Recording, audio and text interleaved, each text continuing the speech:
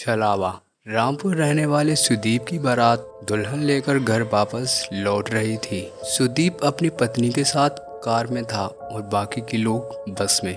सुदीप की car bus के साथ साथ ठीक उसके पीछे चल रही थी। रात बहुत हो चुकी थी और सुदीप की पत्नी रीमा को बहुत जोरों से नींद आ रही थी। ड्राइवर कार चला रहा था। तभी रीमा ने सुदीप से पानी पीने के लिए कहा। मुझे बहुत जोर से प्यास लगी है, पानी चाहिए। अरे रीमा, पानी तो खत्म हो गया है, अब क्या करें? गांव पहुंचने में तो अभी काफी देर लगने वाली है। लेकिन इतनी देर प्यासी कैसे रहूंगी? आप लोग परेशान मत होइए, यहाँ आगे एक जगह पानी मिल जाएगा। ड्राइवर ने कुछ दूर जाकर कार को रोक दिया। वहाँ पर सड़क के किनारे एक हैंडपंप बना हुआ था। सुदीप पानी लेने के लिए कार से उतरने लगा। तभी रीमा ने कहा कि वो भी कार में बैठे बैठे बहुत थक गई थी और 2 मिनट के लिए उतरना चाहती थी। तभी ड्राइवर कहता है, आप लोगों की अभी अभी शादी हुई है, हाथों में मेहंदी लगी हुई है, आप लोगों का कार से उतरना ठीक नहीं है। और कहता है, पानी मैं लेकर आता हूँ। तभी सुदीप कहता है, शायद ड्राइवर भैया ठीक कह रहे हैं रीमा, हमें कार से बाहर नहीं जाना चाहिए। ड्राइवर बाहर उतर गया और रीमा कार की खिड़की से बाहर देखने लगी। कुछ देर में ड्राइवर पानी लेने गया और पानी लेकर वापस आ गया। उसने पानी की बोतल रीमा को दे दी। रीमा ने जल्दी से पानी पी लिया। लेकिन इस बीच में बारात की बस जो साथ साथ चल रही थी वो आगे निकल गई। रीमा, सुदीप और ड्राइवर उस सुनसान रास्ते पे अकेले रह गए। ये देख सुदीप ने ड्राइवर से कहा कि वो कार को तेज चलाए जिससे बस के पास पहुंचा जा सके। ड्राइवर ने सुदीप की बात को मानते हुए कार को तेज चलाना शुरू कर दिया। काफ़ी देर बाद भी कार बस तक नहीं पहुंच पाई। तभी ड्राइवर सुदीप से कहता है, भैया 1 घंटा हो गया लेकिन अभी तक कोई बस नज़र नहीं आ रही है। इतनी दूर तो नहीं निकली थी, आखिर हो क्या रहा है? तभी रीमा की नज़र सड़क के किनारे एक हैंडपंप पे पड़ी। उसने देखा कि ये वही हैंडपंप था जो कुछ देर पहले रास्ते में आया था और जहाँ से उन लोगों ने पानी लिया था। ड्राइवर भैया, आप गलती सरकार वहीं लेकर आ गए हैं। तभी ड्राइवर कहता है, हाँ मुझे भी ऐसा ही लग रहा है, लेकिन ये सब हो क्या रहा है? सुदीप, रीमा और ड्राइवर ने देखा कि एक बूढ़ा आदमी हैंडपंप से पानी भर रहा था। ड्राइवर उससे जाके पूछता है, क्या आप हमें रामपुर का रास्ता बता सकते हैं? तभी बूढ़ा आदमी कहता है, रामपुर तो पीछे छूट गया, तुम वापस जाओ। तभी ड्राइवर कहता है, नहीं ऐसा नहीं हो सकता, हम पीछे से आ रहे हैं, वहाँ पर कोई रामपुर गांव नहीं है। तभी बूढ़ा आदमी कहता है, भाग जाओ यहाँ से, यह रास्ता बहुत खतरनाक है। और कहा, यहाँ एक छलावा रहता है, अगर तुम इसके चक्कर में फंस गए ना, तुम यहाँ से कभी वापस नहीं जा पाओगे। यह सुनते ही सुदीप, ड्राइवर और रीमा बहुत बुरी तरह से डर गए। सुदीप वहाँ से कार लेकर निकला लेकिन काफ़ी देर हो गई। वो लोग उसी रास्ते पर कार लेकर घूमते रहे। अब उनको समझ आ गया था कि वो छलावे के चक्कर में बुरी तरह से फंस चुके थे। तभी रीमा ने चुपके से धीरे से सुदीप से कहा, किसी बहाने से ड्राइवर को कार से उतारना होगा और कार तुम्हें चलानी होगी। सुदीप रीमा की बात मान लेता है और ड्राइवर को कार रोकने के लिए कहता है। सुदीप खुद कार से उतरकर ड्राइवर को बाहर आने के लिए कहता है। ड्राइवर के बाहर आने पर सुदीप ड्राइवर को धक्का देकर खुद गाड़ी में बैठ जाता है और वहाँ से निकल जाता है। सुदीप और रीमा वहाँ से भाग निकलते हैं। कुछ दूर जाने पर उन्हें अपनी बारात वाली बस नजर आ जाती है। तभी सुदीप कहता है, तुम ठीक कहती थी रीमा, देखो हमें हमारी बस नजर आ रही है। अच्छा हुआ हमने ड्राइवर को पीछे फेंक दिया।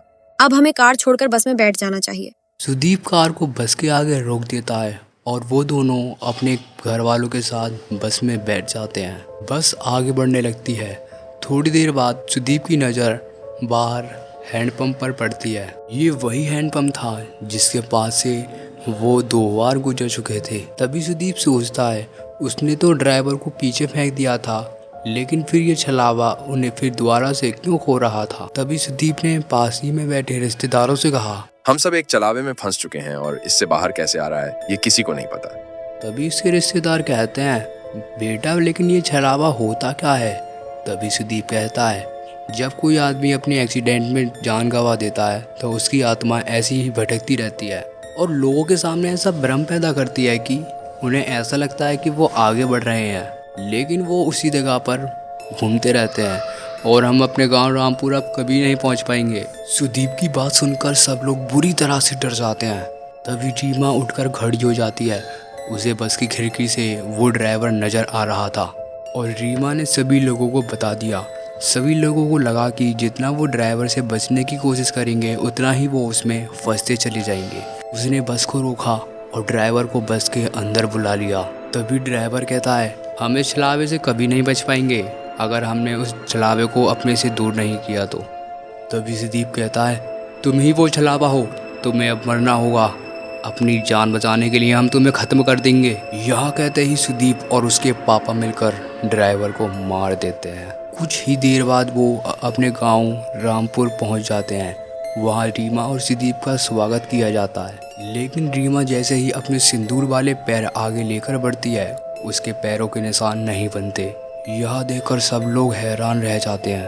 तभी इसकी सासू माँ कहती हैं, बहू के पैरों के निशान क्यों नहीं बन रहे? इसका मतलब हमारी बहू के ऊपर किसी आत्मा का साया है। तभी इसके ससुर कहते हैं, ये हमारी बहू नहीं बल्कि ये बुरी आत्मा है जिसकी वजह से हम फंस चुके थे। तभी रीमा कहती है, नहीं, मैं रीमा हूँ, मेरे साथ कुछ मत कीजिए प्लीज। तभी सुदीप कहता है, अगर हमने तुझे छोड़ दिया तो हम सभी मारे जाएंगे। रीमा कहती है, नहीं, मैं छलावा नहीं हूँ, मुझे कुछ मत करो।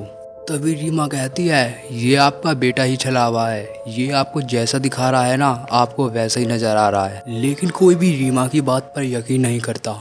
वो लोग उसे मारते नहीं हैं, लेकिन उसे एक कमरे में कैद कर देते हैं। सुदीप के चाचा का बेटा राहुल यह सब कुछ चुपचाप देख रहा था। उसे लगा कि रीमा के ऊपर घर के सभी लोग अत्याचार कर रहे हैं, इसीलिए राहुल रात के वक्त उस कमरे में पहुंचा जहां रीमा को कैद किया गया था। वही राहुल रीमा से कहता है, तुम चिंता मत करो रीमा, मैं तुम्हें यहाँ से बाहर ले जाऊंगा। राहुल रीमा का हाथ पकड़कर वहां से उसे बाहर लेकर निकलता है। लेकिन तभी वहां पर सभी परिवार के लोग आ जाते हैं। वो सभी लोग राहुल को देखकर नाराज हो जाते हैं। तभी सुदीप राहुल से कहता है, ये तुम क्या कर रहे हो? मेरी पत्नी को कहाँ ले जा रहे हो? और मेरी पत्नी का हाथ कैसे पकड़ रखा है? तभी राहुल सुदीप से कहता है, तुम रीमा के साथ गलत कर रहे हो, मैं ऐसा नहीं होने दे सकता। तभी सुदीप कहता है, तुम ऐसा नहीं कर सकते। और राहुल कहता है, तुम मुझे रोक नहीं सकते, मैं रीमा को लेकर जाऊंगा। इतना सुनते ही सुदीप राहुल को धक्का दे देता है और राहुल दीवार से टकराकर वहीं गिर जाता है। उसके सर से खून बहने लगता है। लेकिन तभी राहुल जैसे दिखने वाला एक और शख्स वहां पर आकर खड़ा हो जाता है। घर के लोग समझ ही नहीं पा रहे थे कि ये हो क्या रहा था। अभी सुदीप के पापा राहुल से कहते हैं, राहुल तुम तो बेहोश हो गए थे। तभी सुदीप कहता है, ये सब क्या हो रहा है? और तभी सुदीप की माँ कहती है, यह सब रीमा की वजह से हो रहा है। तभी सुदीप अपनी माँ से कहता है, तुम ठीक कहती हो माँ।